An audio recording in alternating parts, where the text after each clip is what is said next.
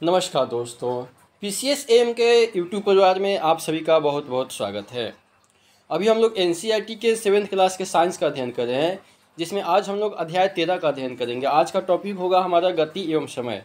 गति एवं समय के बारे में आज हम लोग अध्ययन करेंगे तथा हमारी परीक्षाओं के दृष्टिकोण से जो भी महत्वपूर्ण बिंदु होगा उसको समझने का प्रयास भी करेंगे। इससे पहले कि अगर आप लोग चैनल पर नए हैं तो चैनल को सब्सक्राइब करके बेल आइकन को प्रेस कर लीजिए, ताकि जब भी क्लास हो तो उसका नोटिफिकेशन आपको प्राप्त होता रहे। साथ ही वीडियो के आप शेयर भी कर सकते हैं। तो चलिए कक्षा को हम लोग प्रारंभ करते हैं।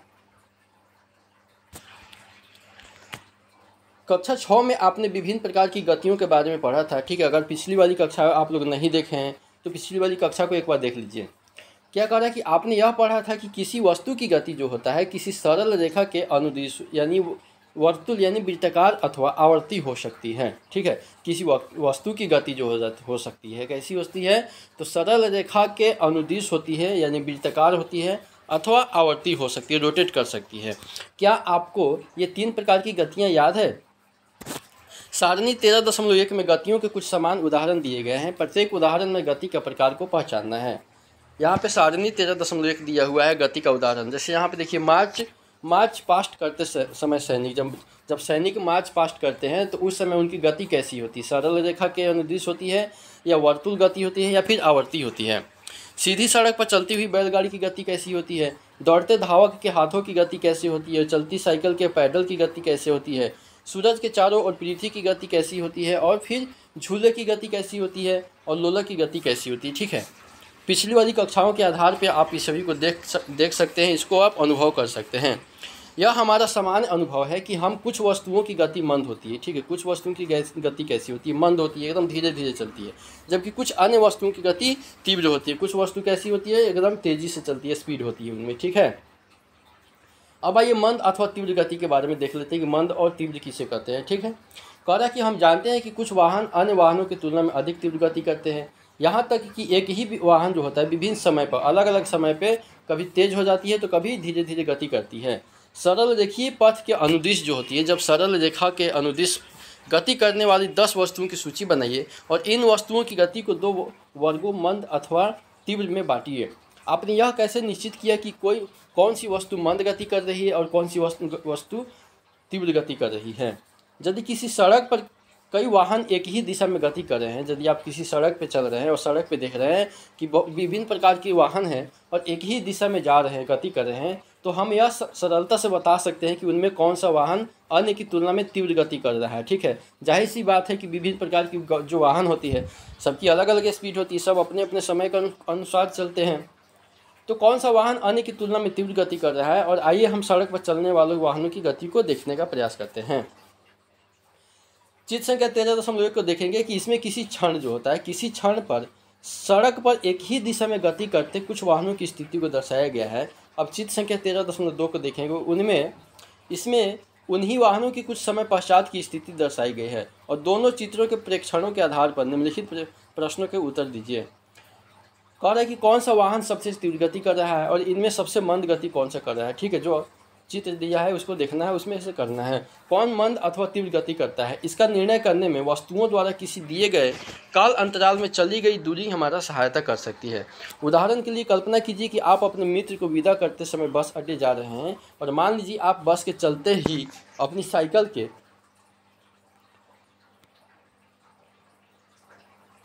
के पैडल मारने लगते हैं, ठीक है। जैसे आप अपने दोस्त को छोड़ने जाते हैं बस स्टॉप पे और जैसे ही बस चलता है और उसी टाइम जो है एट टाइम आप भी अपना साइकिल से जाते हैं छोड़ने और आप अपना साइकिल के पैडल मारने लगते हैं, तो 5 मिनट के पश्चात आपके द्वारा चली गई दूरी बस द्वारा चली गई दूरी से काफ़ी कम होगी। बिल्कुल सही बात है, बस अपनी स्पीड से चलती है, साइकिल आपके अनुसार चलती है।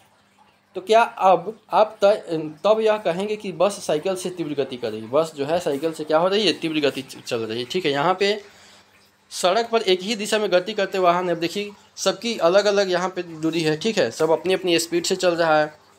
उसी प्रकार से यहाँ पे चित्र संख्या 13.1 में दर्शाए गए वाहनों की कुछ समय पश्चात की स्थिति दिखाया गया कि कौन सी वाहन कहाँ है, कौन सी वाहन कहाँ चले गए हैं, ठीक है। आगे क्या कह रहा है कि हम प्रायः यह कह सकते हैं कि तीव्र चलने वाले वाहनों की चाल अधिक होती है और 100 मीटर दौड़ में यह निर्णय करना सरल होता है कि किसकी चाल अधिकतम है। जो धावक 100 मीटर दूरी तय करने में सबसे कम समय लेता है उसकी चाल अधिकतम होती है। ठीक है, अब आइए चाल के बारे में देख लेते हैं। आप कदाचित चाल शब्द से परिचित है। ऊपर दिए गए उदाहरण में अधिक चाल से यह संकेत मिलता है कि किसी दी गई दूरी को कम समय में तय किया गया है अथवा किसी दिए गए समय में अधिक दूरी तय की गई है। ठीक है, दो या अधिक वस्तुओं में कौन तीव्रतम गति कर रहा है, इसे ज्ञात करने की सबसे सुविधाजनक विधि यह है कि हम इनके द्वारा किसी एकांक समय मतलब एकदम अल्पज्ञ समय में तय की गई दूरी ज्ञात करें। इस प्रकार यदि हम दो बसों द्वारा 1 घंटे में तय की गई दूरी जानते हैं, तब हम यह बता सकते हैं कि उनमें से कौन सी अपेक्षाकृत मंद है, कौन एक दूसरे की तुलना में तेज़ से चल रहा है, कौन एक दूसरे की तुलना में धीरे धीरे चल रहा है। किसी वस्तु द्वारा एकांक समय में तय की गई दूरी को हम उस वस्तु की चाल कहते हैं। अब यहाँ पर समझने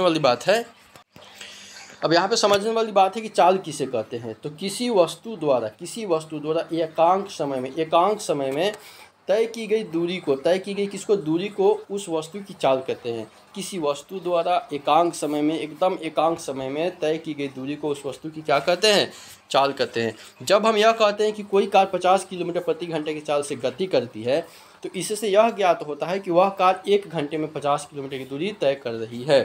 या फिर उसको हम कह सकते हैं कि 50 किलोमीटर प्रति मिनट, 50 किलोमीटर प्रति सेकंड कह सकते हैं। अलग अलग सवारी जो होते हैं, अलग अलग जो भी वाहन होते हैं, उनकी अलग अलग स्पीड होती है। ठीक है, तो इससे यह ज्ञात होता है कि वह कार 1 घंटे में जो 50 किलोमीटर की दूरी तय करेगी।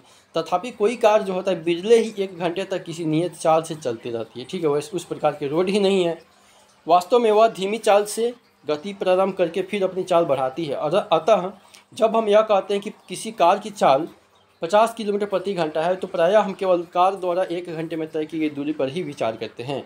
हम इसकी चिंता नहीं करते हैं कि इस 1 घंटे की अवधि में कार नियत चाल से चलती रही है अथवा धीरे धीरे चल रही है। ठीक है, वास्तव में यहाँ परिकलित की गई चाल कार की औसत चाल होती है। ठीक है, एवरेज चाल होती है। मान लीजिए कि अगर 1 घंटे में कोई अगर 50 किलोमीटर की दूरी चल रही है, तो कोई वो 50 किलोमीटर शुरुआत से ही नहीं चलेगी, पहले स्टार्ट करेगा, फिर 5, 10, 15, 20, 25 ऐसे करते चलेगा। हो सके कभी 50 किलोमीटर चले, फिर उसके बाद में 40 चले, फिर 30 चले।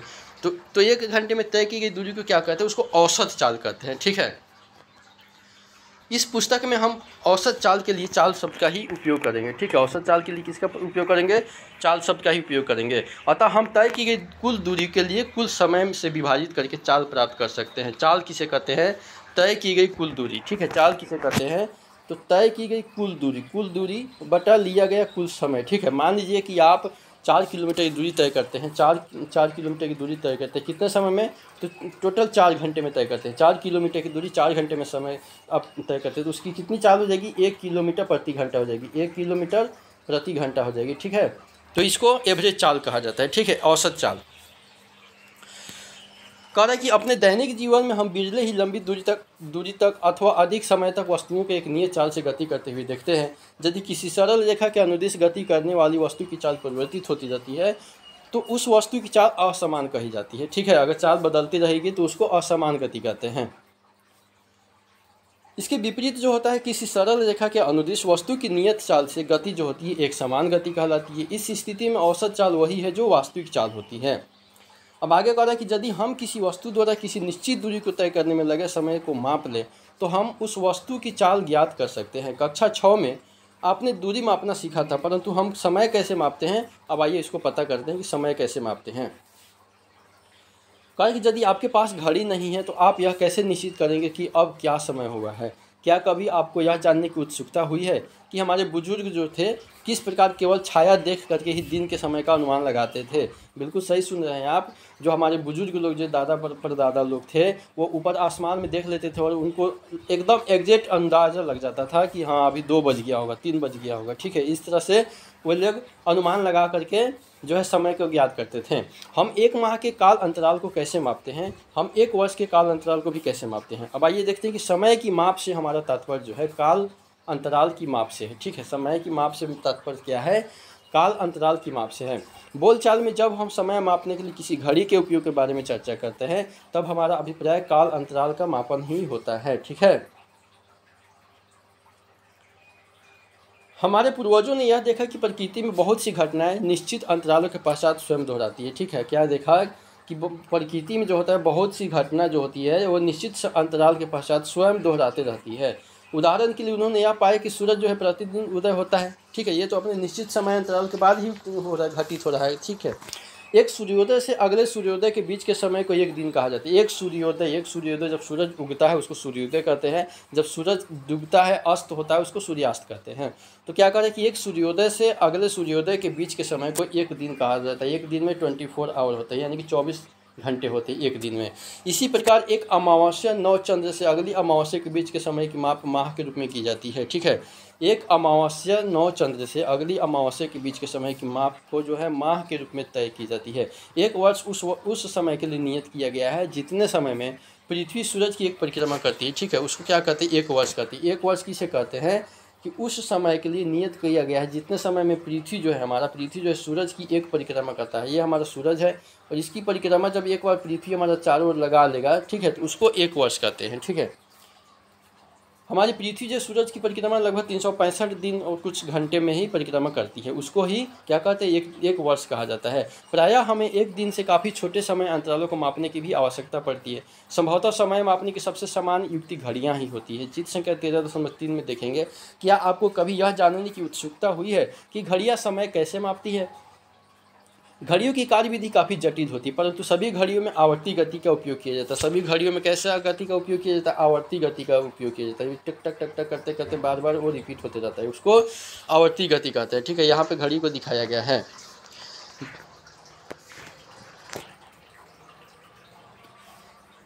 आवर्ती गति का एक चिर परिचित उदाहरण जो है सरल लोलक होता है, ठीक है। सरल लोलक का गति कैसा होता है?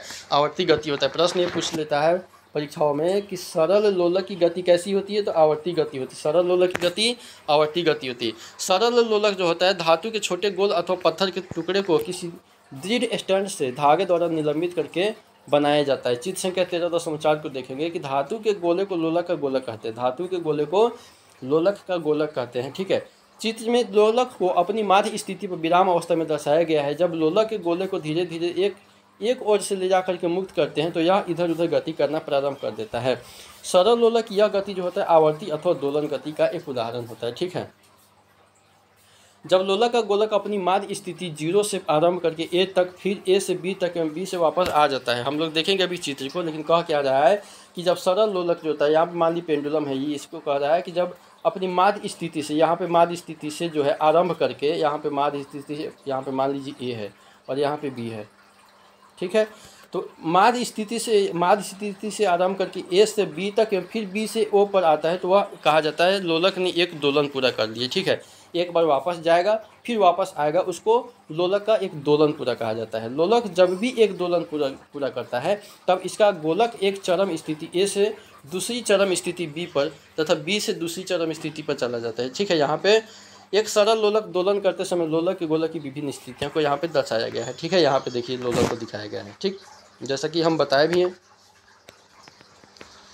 वापस ए पाया जाता है। सरल लोलक एक दोलन पूरा करने में जितना समय लगता है उस सरल लोलक का आवर्तकाल कहा जाता है, ठीक है। क्या कह रहा है कि सरल लोलक जो होता है एक दोलन पूरा करने में जितना समय लगाता है उसे सरल लोलक का आवर्तकाल कहा जाता है। उसे क्या कहा जाता है? उसे आवर्तकाल कहा जाता है, ठीक है, आवर्तकाल कहा जाता है।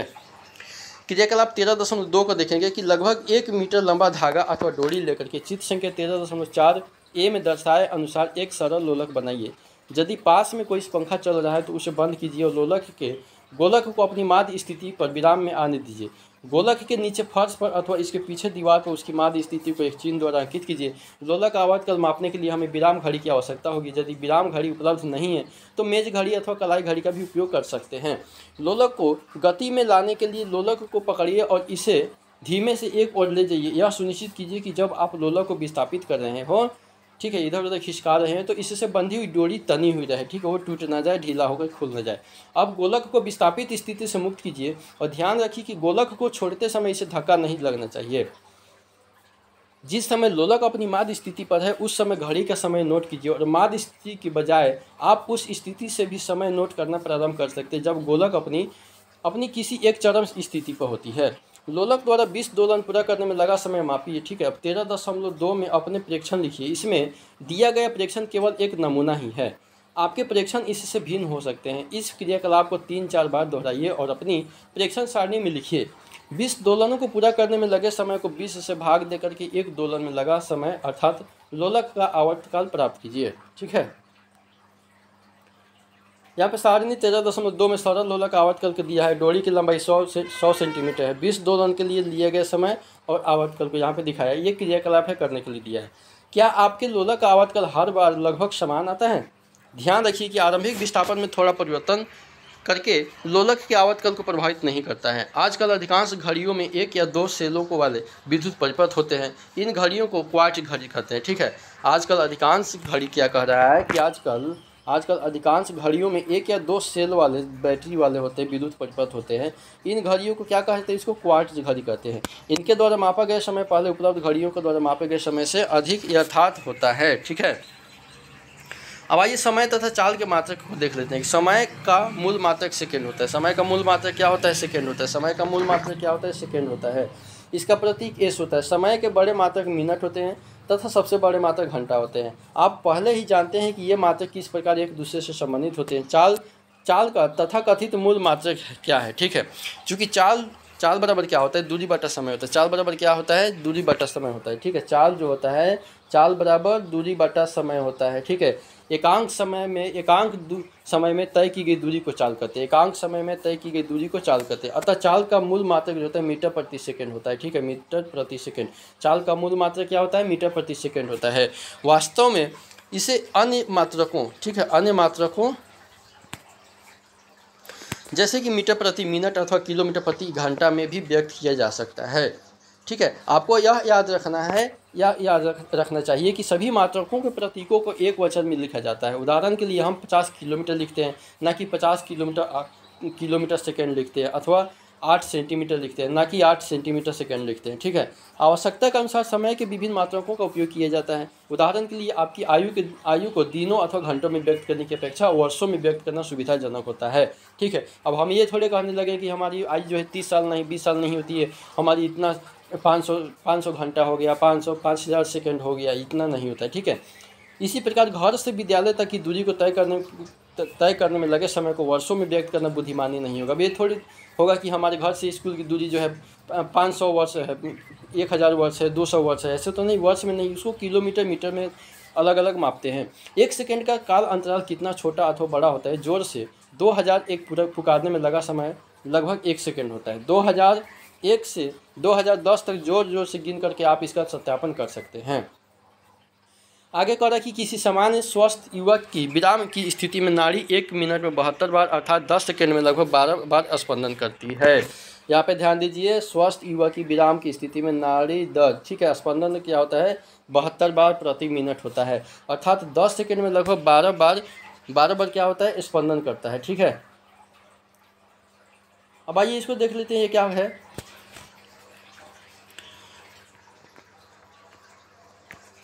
कह रहा है कि इस खोज के विषय में रोचक कहानी है कि किसी दिए गए लोलक का आवर्तकाल नियत होता है। ठीक है, किसी दिए गए लोलक का क्या आवर्तकाल क्या होता है? तो नियत होता है। आपने सुप्रसिद्ध वैज्ञानिक गैलीली को इसका नाम तो सुना ही होगा। कहा जाता है कि एक बार गैलीलियो जो है गिरजाघर में बैठे थे और उन्होंने यह देखा कि छत से जर्जर द्वारा लटका कोई लैंप एक ओर से दूसरी ओर धीमी गति कर रहा है। उन्हें यह पाकर आश्चर्य हुआ कि लैंप के एक दोलन पूरा करने के अंतराल में उनकी नब्ज स्पंदन धड़कन की संख्या हर बार समान होती है। गैलीली ने अपने परीक्षण को सत्यापित करने के लिए विभिन्न लोलकों के साथ क्या किया? प्रयोग किया। उन्होंने यह पाया कि किसी दी गई लंबाई का लोलक सदैव एक दोलन पूरा करने में समान समय लेता है। इस परीक्षण ने लोलक युक्त घड़ियों के विकास को एक नई दिशा प्रदान की और कमानी युक्त घड़ियां और कलाई की घड़ियां लोलक युक्त घड़ियों का परिष्कृत रूप में प्रदान किया। ठीक है, अब आइए प्राचीन काल में प्रयुक्त समय मापन की कुछ युक्तियाँ था। यहाँ पे जल घड़ी को दिखाया हुआ है, रेत घड़ी दिखाया हुआ है। ठीक है, जैसे जैसे लोगों को जानकारी हुई, नॉलेज हुई, उसी प्रकार से वे अपना उपयोग करते थे। जंतर मंतर नई दिल्ली में जो है यहाँ पे धूप घड़ी दिखाया हुआ है। ठीक है, जंतर मंतर नई दिल्ली में धूप घड़ी दिखाया है, प्राचीन काल में दिखाया हुआ है। ठीक है, बच्चों में यह कुछ अधिक हो सकती है। ठीक है, नाड़ी दर जो होता है, जो हम वयस्कों में जो होता है कितना होता है? 72 बार होता है, लेकिन बच्चों में ये अलग अलग हो सकती है, भिन्न भिन्न हो सकती है। ठीक है, जब कह रहा है कि जब लोलक वाली घड़ियां प्रचलित नहीं हुई थी तब संसार के विभिन्न भागों में समय मापने के लिए बहुत सी युक्तियों का उपयोग किया जाता था। जैसे जैसे किसका उपयोग किया जाता था? धूप घड़ी, जल घड़ी, रेत घड़ी, इस प्रकार की युक्तियों के कुछ उदाहरण हैं। संसार के विभिन्न भागों में इन युक्तियों के भिन्न भिन्न डिजाइन भी बनाए गए थे। ठीक है, चित्र संख्या 13.5 में देखेंगे। अब आइए कि चाल जो है 13.4 को देखेंगे। चाल को मापते हैं कैसे, समय तथा दूरियों कैसे मापें। यह सीखने के पश्चात आप किसी वस्तु की चाल को परिकल्पित कर सकते हैं। आइए फर्श के अनुदिश गतिमान किसी गेंद की चाल को ज्ञात करने का प्रयास करते हैं। क्रियाकलाप 13.3 को देख लेते हैं। कह रहा है कि चौक के चूर्ण अथवा चूने से फर्श पर एक सरल रेखा खींचिए तथा अपने मित्र से कहिए कि वह इस रेखा से 1 से 2 मीटर दूर खड़ा हो। अब मित्र से कहिए कि वह फर्श के अनुदिश इस सरल रेखा के लंबवत किसी गेंद को धीरे से लुढ़काए। जिस क्षण जो गेंद होता है सरल रेखा को पार करती है तथा जिस क्षण वह विराम में आती है, दोनों बार समय नोट कीजिए। कह रहे कि गेंद जो है विराम में आने में कितना समय लेगी। जिस बिंदु पर गेंद जो रेखा को पार करती है तथा जिस बिंदु पर वह विराम में आती है, इन दोनों बिंदुओं के बीच की दूरी मापिए। इसे मापने के लिए आप किसी पैमाने अथवा मापा फीते का उपयोग भी कर सकते हैं। इस क्रियाकलाप को विभिन्न समूह बारी बारी से दोहराइए तथा यहाँ पे सभी मापों को सारणी 13.3 में लिखने का प्रयास कीजिए। यहाँ पे देखिए कि गेंद की चाल को मापा जा रहा है, विभिन्न स्थिति में दिया हुआ है। ठीक है, प्रत्येक समूह के पाठ्यांकों से गेंद की चाल परिकलित कीजिए। क्या आप अपने चलने अथवा साइकिल चलाने की चाल की तुलना अपने मित्र की चाल से करना चाहेंगे? इसके लिए आपको अपने घर अथवा किसी अन्य बिंदु से अपने विद्यालय की दूरी जानने की क्या होगी? जरूरी होगी, आवश्यकता होगी। तब आप सभी इस दूरी को तय करने में लगे समय को माप करके एक दूसरे की चाल परिकलित कर सकते हैं। यह जानना आपके लिए रोचक हो सकता है कि आप में से किसकी चाल सबसे अधिक है। सारणी 13.4 में कुछ जीवों की चाल किलोमीटर प्रति घंटा में दिया गया है। आप स्वयं इनकी चाल को मीटर प्रति सेकंड में परिकल्पित कर सकते हैं। ठीक है, उपग्रहों की क्या कह रहा है? उपग्रहों को पृथ्वी की कक्षा में प्रमोचित यानी छोड़ने वाले रॉकेट प्रायः 8 किलोमीटर प्रति सेकंड तक की चाल प्राप्त कर लेते हैं। इसके विपरीत कछुआ केवल 8 सेंटीमीटर प्रति सेकंड लगभग की चाल से चल सकता है। क्या आप यह परिकलित कर सकते हैं कि कछुए की तुलना में रॉकेट की चाल कितना गुना अधिक है? यदि आपको किसी वस्तु की चाल ज्ञात हो जाए तो आप दिए गए समय में उसके द्वारा चली गई दूरी को भी ज्ञात कर सकते हैं।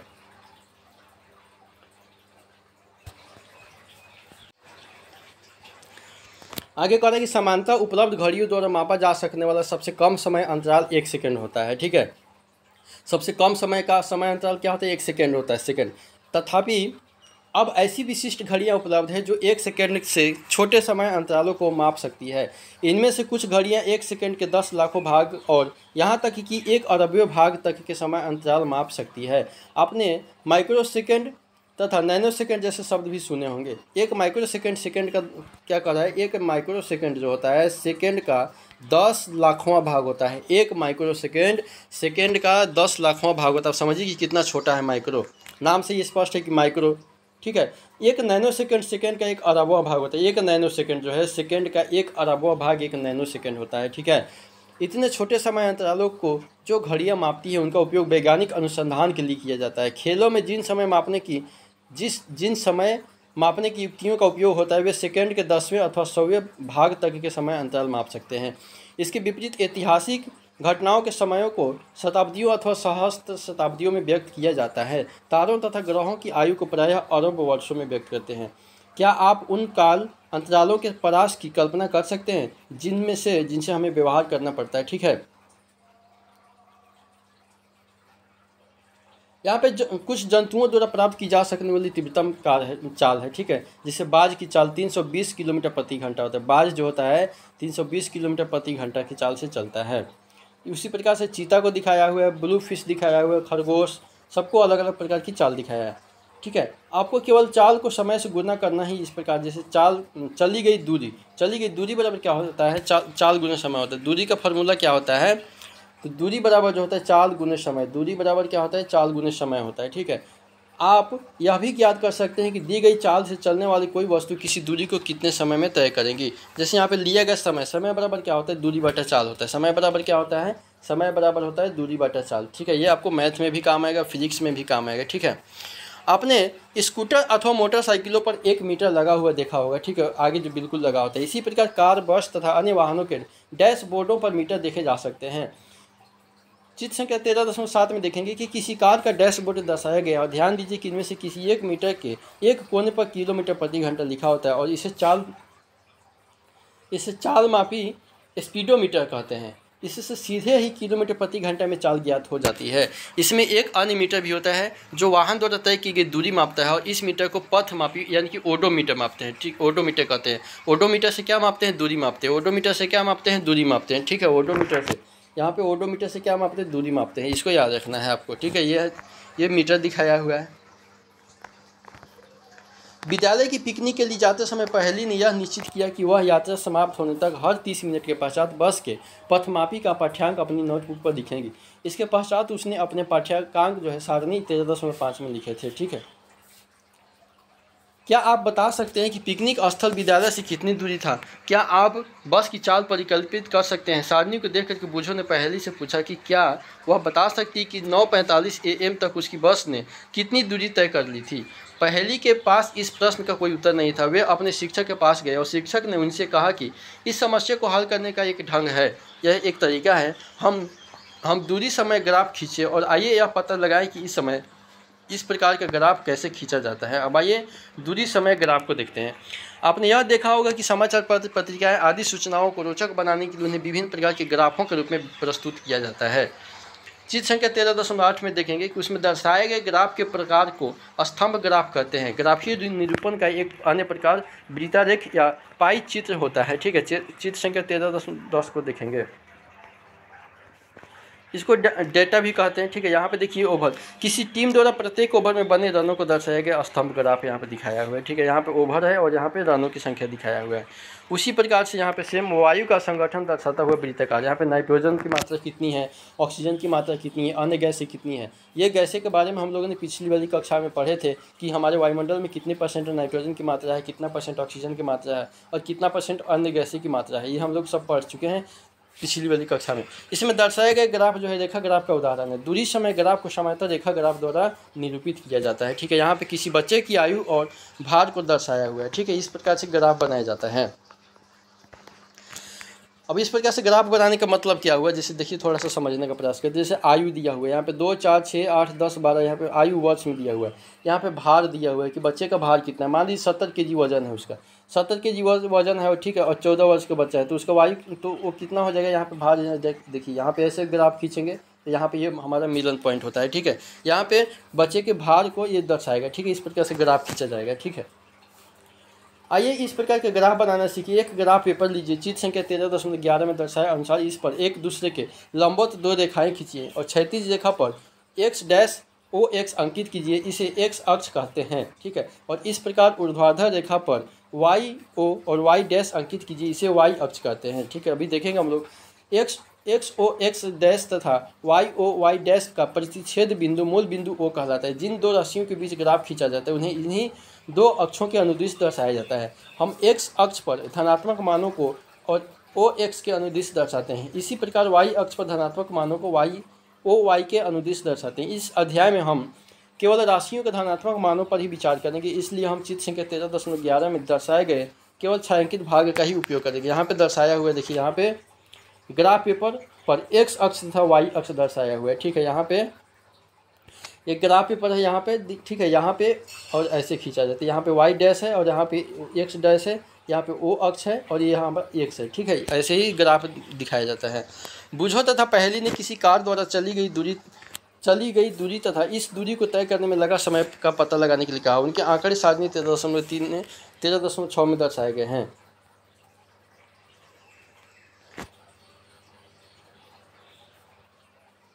यहाँ पे सारणी 13.6 में किसी कार की दूरी को दर्शाया हुआ है, ठीक। विभिन्न समय में विभिन्न प्रकार की दूरियों को दर्शाया है। आप नीचे दिए गए चरणों को अपना करके ग्राफ बना सकते हैं। 2 अक्षों को निरूपित करने के लिए 2 लंबवत रेखाएं खींचिए तथा चित्र संख्या 13.11 में दर्शाए अनुसार उन पर OX तथा Y अक्ष अंकित कीजिए, जैसा कि अभी हम लोग देखे उसी के बारे में बताया हुआ है, ठीक है। चुने गए पैमाने के अनुसार समय तथा दूरी के मानों को अपने अपने अपने अक्षों पर अंकित कीजिए तथा कार की गति के लिए समय को x अक्ष पर मूल बिंदु से 1 मिनट 2 मिनट द्वारा अंकित कीजिए और इस प्रकार से 1 किलोमीटर 2 किलोमीटर y अक्ष पर अंकित कीजिए। ठीक है, अब आपको दूरी तथा समय के मानों के प्रत्येक समूह को ग्राफ पेपर पर निरूपित करने के लिए उस बिंदु पर अंकित करना है। ठीक है, सारणी 13.6। यहाँ पे देखिए ग्राफ को बनाया गया है। ठीक है, समय अंतराल पर यहाँ पे 1 मिनट एक मिनट में 1 किलोमीटर 2 मिनट 2 किलोमीटर यहाँ पे दूरी दिया हुआ है। ठीक है, इस प्रकार से ग्राफ बनता है। इस क्रम संख्या जो होता है एक के प्रेक्षण में यह दर्शाया गया है कि समय 0 मिनट पर चली गई दूरी भी शून्य होती है। ठीक है, 0 मिनट पर चली गई दूरी भी शून्य ही होती है। मानव के इस समुच्च की कह रहा है कि मानव के इस समुच्च की ग्राफ पेपर पर स्थिति मूल बिंदु होता है। 1 मिनट के पश्चात कार ने 1 किलोमीटर की दूरी तय चली है। मानव के इस समुच्च को अंकित करने के लिए x अक्ष पर 1 मिनट को निरूपित करने वाले बिंदु को देखिए। इस बिंदु पर y अक्ष के समानांतर रेखा खींचिए और इसके पश्चात y अक्ष पर 1 किलोमीटर दूरी के संगत बिंदु से x अक्ष के समानांतर रेखा खींचिए। ये सब क्रियाकलाप करने के लिए दर्शाया गया है। ठीक है,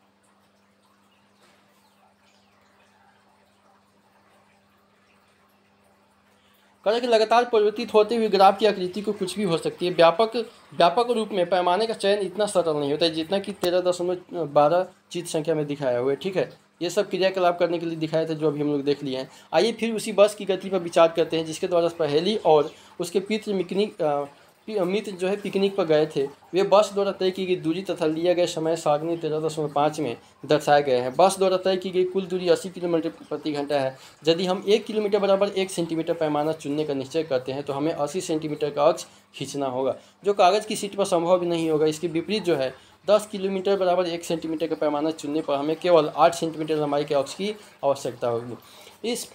यह पैमाना काफ़ी सुविधाजनक होगा, परंतु यह ग्राफ जो है ग्राफ पेपर के एक छोटे भाग को ही ढकेगा। ग्राफ खींचने के लिए पैमाने का चयन करते समय कुछ बातों को ध्यान में रखना चाहिए, जो इस प्रकार है। प्रत्येक राशि का अधिकतम और न्यूनतम मानों का बीच अंतर होना चाहिए। ठीक है, इसको ध्यान में रखना है। प्रत्येक राशि के मध्यवर्ती मान, ताकि उन मानों को ग्राफ पर चुने गए पैमाने के आधार पर अंकित करना सुविधाजनक हो तथा जिस पेपर पर ग्राफ खींचना है उसके अधिकतम मान का उपयोग करना है। मान लीजिए आपको 25 × 25 सेंटीमीटर माप का एक ग्राफ पेपर दिया गया है जिसकी लंबाई भी 25 सेंटीमीटर और चौड़ाई भी 25 सेंटीमीटर है। ऊपर दी गई शर्तों को पूरा करने तथा सारणी 13.5 के आंकड़ों को समायोजित कर सकने के लिए एक पैमाना इस प्रकार से हो सकता है। ठीक है, जैसे दूरी 5 किलोमीटर उसको 1 सेंटीमीटर से दर्शा सकते हैं तथा समय 6 मिनट है उसको 1 सेंटीमीटर से भी दर्शा सकते हैं। यहाँ पे देखिए समय बस की गति को ग्राफ के द्वारा दर्शाया गया है।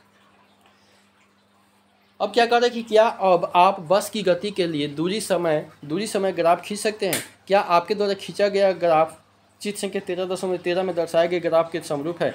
यदि सारणी द्वारा प्रस्तुत आंकड़ों से तुलना करें तो दूरी समय ग्राफ हमें गति के बारे में विविध प्रकार की जानकारी प्रदान करता है। उदाहरण के लिए सारणी 13.5 से हमें केवल कुछ निश्चित समय अंतरालों पर ही बस द्वारा तय की गई दूरी के बारे में जानकारी प्रदान होती है। ठीक है,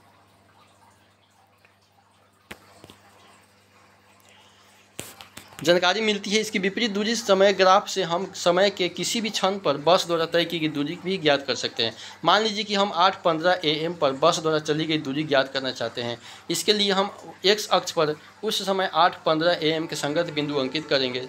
ठीक है, जैसे कि चित्र संख्या 13.14 में देखेंगे, उसमें मान लीजिए कि वह बिंदु A है। अब हम बिंदु A पर x अक्ष के लंबवत अथवा y अक्ष के समानांतर एक रेखा खींचेंगे और इस प्रकार ग्राफ के जिस बिंदु T पर यह लंबवत रेखा को ग्राफ को काटती है उस बिंदु पर चिन्ह को लगाएंगे। ठीक है, इसके पश्चात T से होकर के जाने वाली x अक्ष के समानांतर रेखा खींचेंगे और यह y अक्ष को बिंदु y पर काटेगी। ठीक है, B पर काटती है। y अक्ष पर बिंदु B के संगत दूरी वो भी हमें 8:15 AM पर बस द्वारा किलोमीटर में तय की गई दूरी को प्रदान कर देगी, हमको दिखा देगी।